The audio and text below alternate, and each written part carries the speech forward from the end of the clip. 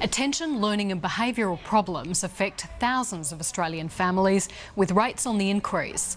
Complex conditions like autism, Asperger's and ADHD have puzzled researchers for years, prompting more questions than answers, like what causes them and how are they best treated. Modern medicine has offered a number of drug therapies, but many still see these as a last resort. In fact, 70% of parents say they're uneasy about putting their child onto medication for a learning or behavioural problem. Well, Australian Naturopath Michael Sichel has joined a team of biomedical specialists who believe these conditions can be treated and even reversed without the use of medication. Research has found that dietary and environmental intervention can have significant impacts on recovery.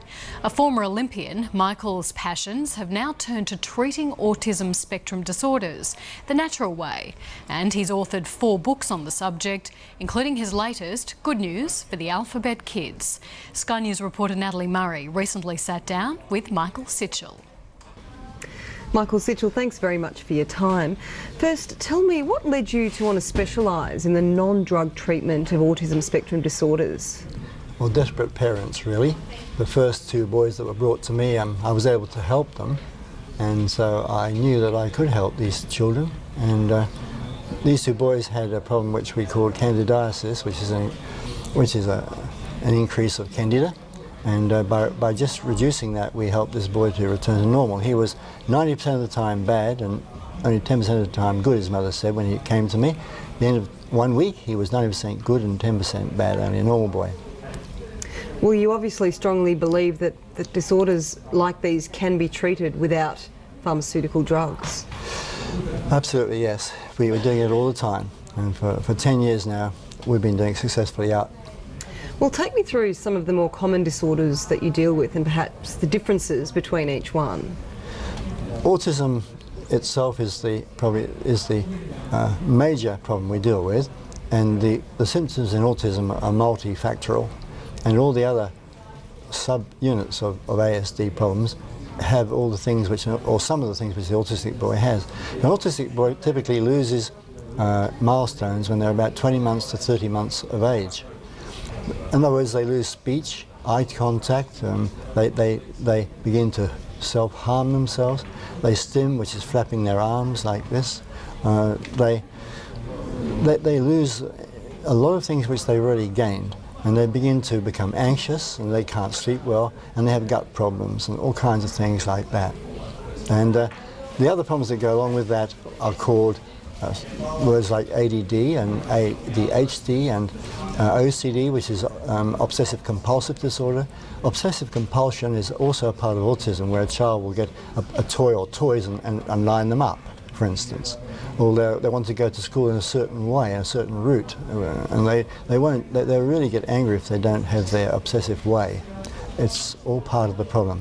Well, we are seeing cases of these on the rise in Australia. Why do you think that is? Is it simply that we're finding it easier to diagnose nowadays?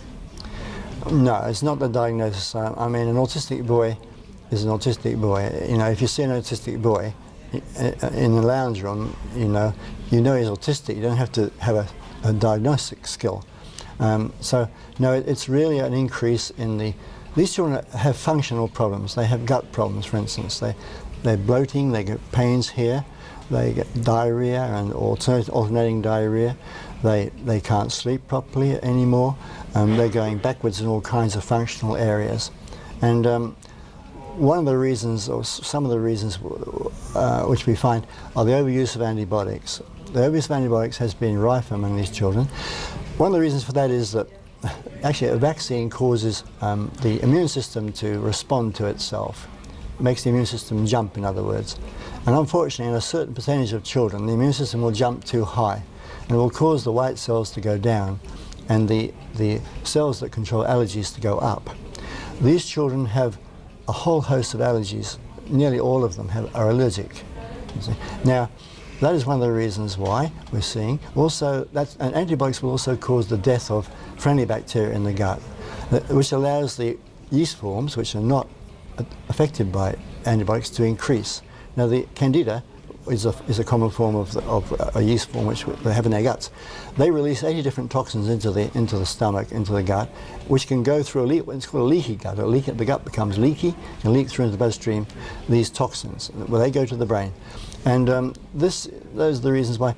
Also, the nutrition has changed badly in the last 20 years, and the minerals in the foods we're eating has fallen from, for instance, iron and calcium has fallen by 40% since 1940. The amount of minerals in the food we eat is deficient, and we can't function without iron and calcium naturally. There are a number of reasons. Well, you mentioned antibiotics and also immunisation. Are you suggesting that parents should be avoiding both of those? I'm suggesting that they should be careful about them, and they should ask the doctor for the downside as well as the upside. The parents are not told the downsides of those things, and there are downsides. They should get the full picture, yeah. Well, your book, Good News for the Alphabet Kids, deals with all of these conditions the natural way. Take me through some of the more common treatments that you suggest. Yes, Natalie, the first treatment we do is the dietary side of things. Because of the leaky gut, these children absorb proteins which shouldn't be absorbed into the bloodstream, particularly from gluten, from bread, from grains, all grains except for corn and rice and millet and buckwheat. And these particles get through into the brain and cause morphine-like effects in the brain of these children.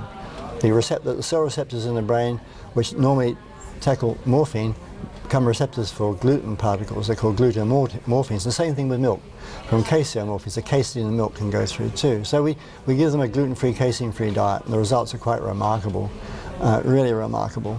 And also we give them a sugar-free diet too. We replace sugars. We also reverse their meals, so they have a good breakfast. Instead of having their protein at night, they have their protein in the morning. No sugars or cereals or milk for breakfast at all. We have like a fish or omelette or a protein-type breakfast. That makes all the difference to the child because of a blood sugar level rises, which maintain the child's ability to think and to behave properly. The second thing we do is to repair the gut, which has been damaged. Especially the stomach is not functioning very well in these children. We are able to increase the stomach acids in these children, which makes the pancreatic enzymes flow, and repairing of the intestines. Third thing we do in these children is to chelate, which is removing the metals, heavy metals. Mercury, arsenic, antimony and cadmium and aluminium are found in coal, and it goes through the air into these children, and we see that. So we remove those metals. So those are some things we do. Generally, how successful are the outcomes in your experience? Well, in 2005, an independent person did a study on 59 of my parents, and they did parent interviews over a period of several months. Now, parent interviews are a valid form of investigation. They're used by the Centers for Disease Control in America. They're a valid form of interrogation of how things are going. She found an 89% success rate in the families. Those parent reporting, 89% of them reported significant to total improvement. We have some boys now going back to school who were fully autistic. They've been totally reversed. Is there a point in illness where you believe that drugs are necessary? Well, if they present to you, or they're coming to the school, for instance, and they're totally out of control and they're defiant and so on, yes, there's a place for them initially until their biomedical methods can take over. Well, we could talk about it all day, but thanks very much for your time, Michael Sichel. Natalie, good, thank you, nice talking with you.